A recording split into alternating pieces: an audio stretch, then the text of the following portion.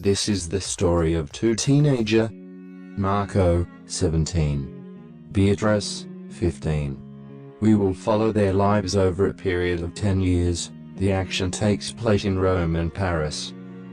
Marco is the son of a working-class family and lives with his parents in Rome on 12th floor of a housing project. He is shy and reserved, in contrast to his environment, where the kids are generally arrogant and often violent. In certain situations, however, he can show the kind of determination and courage which command respect. He is passionate about the doves that he keeps on the communal terrace on the 15th floor. Beatrice lives with her parents in a house on the hill right opposite the building where Marco lives. Beatrice's house is a villa as we intend in Italy with the name of Villa Elegant House. It is summer, she is sunbathing in the garden, and every so often she takes a dive in the swimming pool. These two kids do not know each other. But one day Marco buys a pair of binoculars so he can observe his doves in flight. While watching them circling in the clear July sky, his gaze falls on the house on the hill. He adjusts the focus and for the first time sees Beatrice. She's beautiful, with long curly hazel-colored hair and a stunning body. Marco is immediately captivated. An insane desire to know her burns inside him. Unfortunately, this won't be easy. He is aware of the wide social gulf that separates them, and this stops him from making any kind of attempt. The day go by and he becomes more and more frustrated when the doves come unexpectedly to his rescue. In the heat of the summer they cool off from time to time by diving into Beatrice's pool. When Marco notices this habit of theirs, he is euphoric and devises an unusual way in which to get in contact with the girl. His idea is to attract attention to the doves by tying long colored ribbons to their feet together with messages reading, "Hi. My name is Marco and I am watching you from a building opposite your house. If you want to call me, my number is 34. He does not lose any time before putting his plan into action.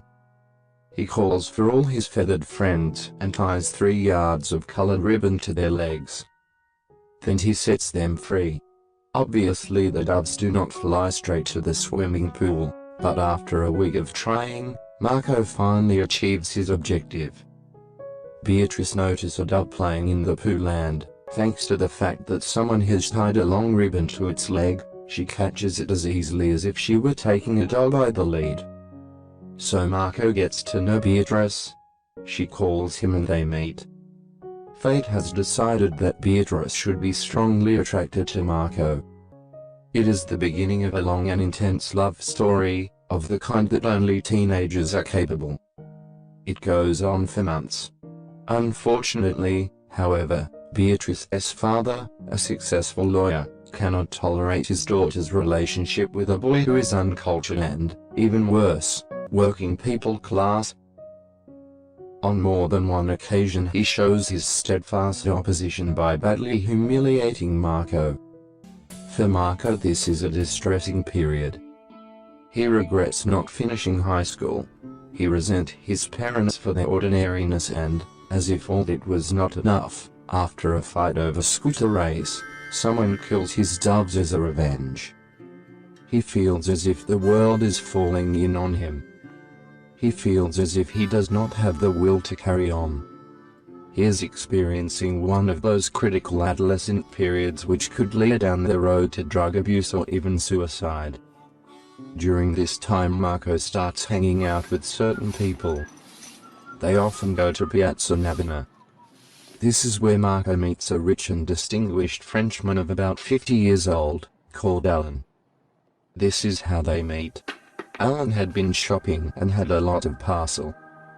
He asked Marco and his friends to help him carry them to his home near the Spanish Steps, for which they would be generously rewarded. The 3 kids, penniless as usual, did not need to be asked twice.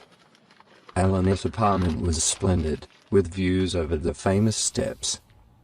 There were objets d'art everywhere, from paintings to ornaments, and even a finely inlaid grand piano.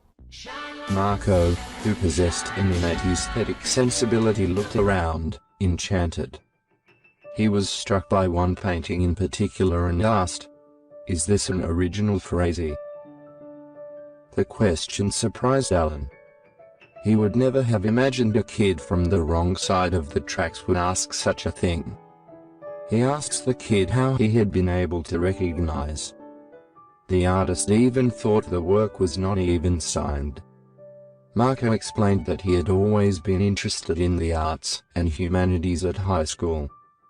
Alan's curiosity was aroused and he asked him whether or not he graduated. Marco lowered his head and confessed that he had had to leave his studies before graduation because his family could not afford to keep him at school. Alan was touched and made a suggestion. He explained that in 5 days' time he would be moving back to Paris for good. He offered to take Marco to France and enroll him in a top school. Marco was very flattered by this proposal, but replied that he would have to think it over and that he would give his decision within the 5 days. At this point Alan took 3 crisp, new 100,000 lira bills from his wallet for the 3 kids in return for their help.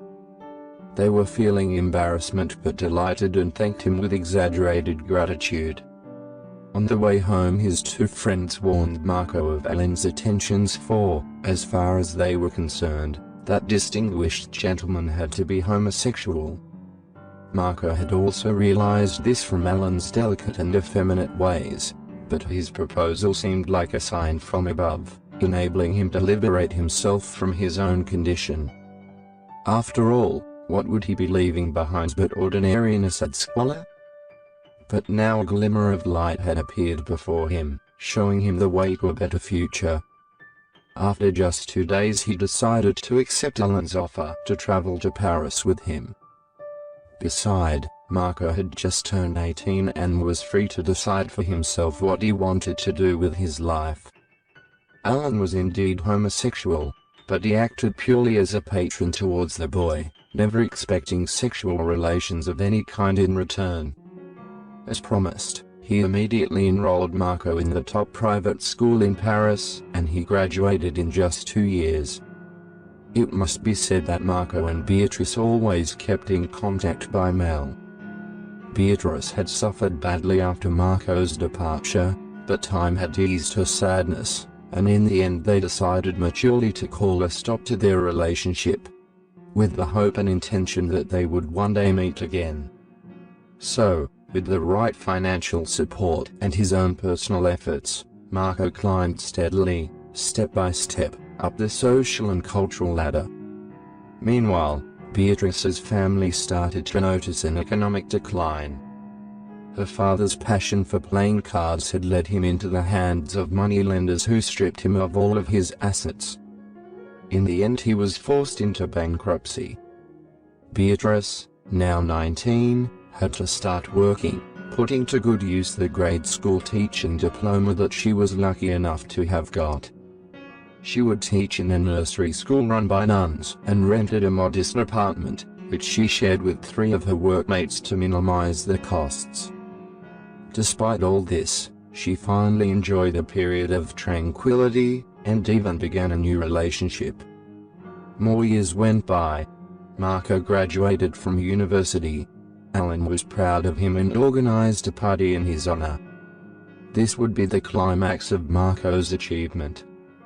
Right in the middle of the party, Alan called for the attention of all guests. It was time for a speech, a public eulogy to Marco.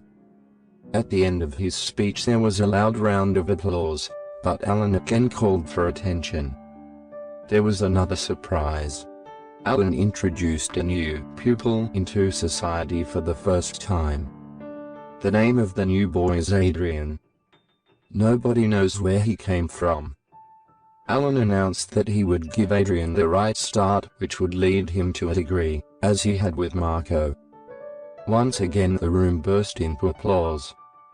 Marco had known nothing of this, and was a little hurt that it had been kept hidden from him until the last moment. Now Marco was 25 and continued to live with his patron. But now there was Adrian, too. In the beginning, living together was peaceful, but somewhat cold. Before long, however, Marco realized that there was something wrong about Adrian's character.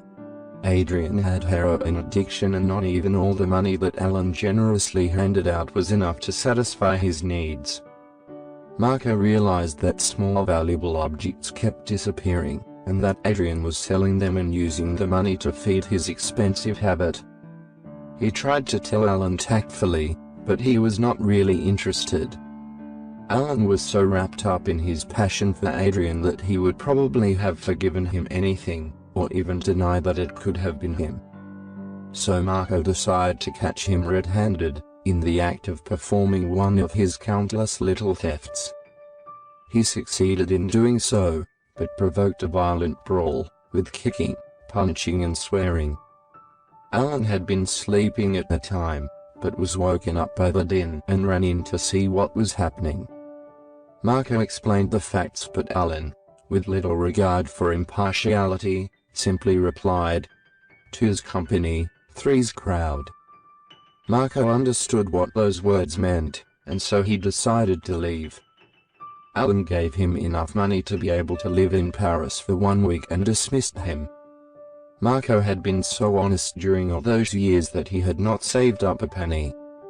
He realized that he would have to find himself a job, and quickly. He had always thought that he might like to be a journalist. So, he applied for a job at the Figaro newspaper. They hired him, but only as an Italian-French translator. However, he showed greater potential, and after a year he became a reporter. The month continued to pass by. Marco was more and more impressive in his new role of reporter.